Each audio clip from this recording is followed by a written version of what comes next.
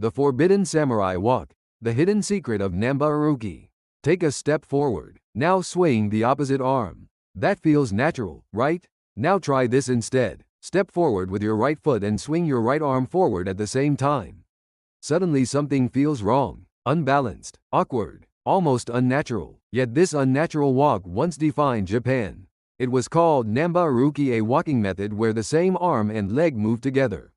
For centuries, samurai marched this way. Messengers ran this way. Pilgrims traveled hundreds of kilometers this way. And then it vanished. No official ban, no decree, no single moment of disappearance. Just silence. So today we ask a dangerous historical question. What if modern walking is not natural at all? What if we are the ones who forgot how humans once moved to survive? Samurai were not loud warriors. Despite popular imagery, stealth mattered.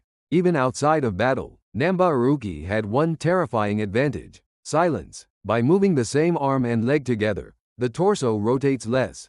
Less rotation means less sway, less vertical movement, less foot impact, less sound. On wooden floors, on gravel roads, on castle corridors at night, a samurai using Namba-Aruki could walk closer before being noticed. This wasn't coincidence. This was biomechanics. Modern walking assumes light clothing. Samurai never had that luxury. Armor restricts hip rotation, shoulder swing, spinal twist. Western-style opposite arm walking fights against armor. Namba-Aruki works with it. Same side movement keeps weight stacked vertically. Less torque, less fatigue. This is why armored samurai could march longer than expected. This is why historical records describe unending stamina. They weren't superhuman. They were efficient. Samurai weren't the only ones. Messengers Hikyaku ran entire provinces using Namba-style movement. Historical documents describe runners covering impossible distances without injury. Modern runners destroy knees and hips. Why didn't they? Because Namba-Aruki minimizes lateral stress. It's not fast. It's enduring. In a world without trains, endurance mattered more than speed. Here's the real mystery. If Namba-Aruki was so effective, why don't we walk that way today? The answer lies in modernization. When Japan adopted Western military drills, they adopted Western walking. Marching required symmetry, uniformity, visual order. Efficiency was sacrificed for appearance. Schools taught children proper walking. Anything else was labeled strange. And within one generation the knowledge died. Not banned, not destroyed, just replaced. The body remembers what history forgets. When martial artists rediscover Namba-Aruki today, they feel it instantly. Stability, silence, endurance. This was never superstition, never folklore. It was engineering inside flesh. And perhaps the greatest mystery is this: how many other human abilities vanished not because they failed but because they worked too well for a world that no longer needed them? Modern swordsmanship demonstrations often look dramatic. Wide stances, large swings, explosive footwork. But historical battlefield combat was nothing like that. Armor was heavy, terrain was uneven, stamina decided life or death. Here, Namba-Aruki revealed its true purpose.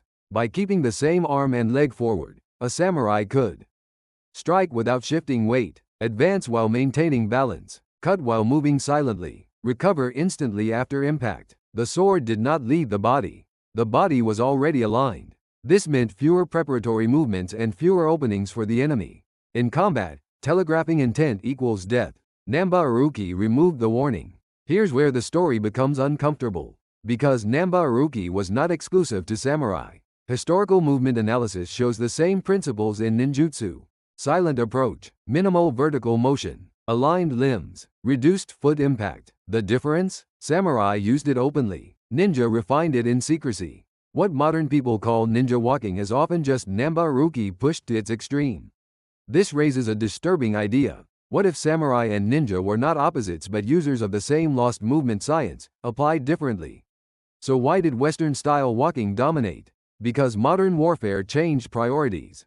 Guns replaced swords. Formation replaced individuality. Uniformity replaced efficiency. Opposite arm walking looks orderly, predictable, easily trained. Namba-Aruki looks chaotic to outsiders. Asymmetrical, hard to standardize. Modern states prefer control over adaptability. The old walk encouraged individual optimization. The new walk created synchronized units. History didn't choose what was better. It chose what was easier to control. Here's the final mystery. Children instinctively move closer to Namba-Aruki before formal walking is taught. Same side crawling, same side stepping. It is only corrected later. What if Namba-Aruki isn't learned but remembered? What if the human body evolved for efficiency first and symmetry later? History may erase techniques, but biology keeps records. Some martial schools preserved fragments, not as walking, but as posture, breathing, balance. They stopped naming it, because naming attracts attention, and attention kills traditions. The most dangerous knowledge is not forbidden by law, it is forgotten by design. Namba-Aruki never disappeared. It hid. In martial arts, in traditional labor, in children, in bodies that listen instead of imitate. The samurai are gone, but the walk remains, waiting. What if Namba-Aruki was never just a way to walk? What if it was a weapon system? In modern combat analysis, efficiency is measured by energy cost per action, recovery speed after exertion, stability under impact. Namba-Aruki scores abnormally high in all three, because it minimizes counter-rotation. In Western walking, the torso twists. Twisting creates power, but it also creates delay. Namba-Aruki eliminates that delay. Action flows directly through the spine, into the blade, into the target. No wasted torque, no rebound loss. This is not walking. This is continuous attack posture. Early European visitors to Japan wrote strange notes. They do not move as we do. They seem unbalanced, yet never fall. They strike without winding up. To Western eyes, power must be visible. Large motion equals strength, but Namba-Aruki hides power. It looks weak until impact. This misunderstanding saved the technique. Because what outsiders cannot categorize, they rarely copy. Advanced practitioners report something unsettling. Time feels slower, not mystical neurological. Reduced body oscillation reduces sensory noise. The brain processes fewer corrections. Result? Faster reaction, clearer perception, earlier decision-making. The samurai didn't predict attacks. They simply recognized them sooner. After the Meiji Restoration, Japan chased modernity. Uniforms, marching, symmetry. Namba-Aruki resisted standardization. You can't mass-produce intuition. You can't drill awareness, and you definitely can't measure it easily. So it was labeled old, unscientific, unnecessary, not because it failed, but because it refused to fit the system. Here is the deepest truth. Namba-Aruki spreads poorly. It requires listening, not copying.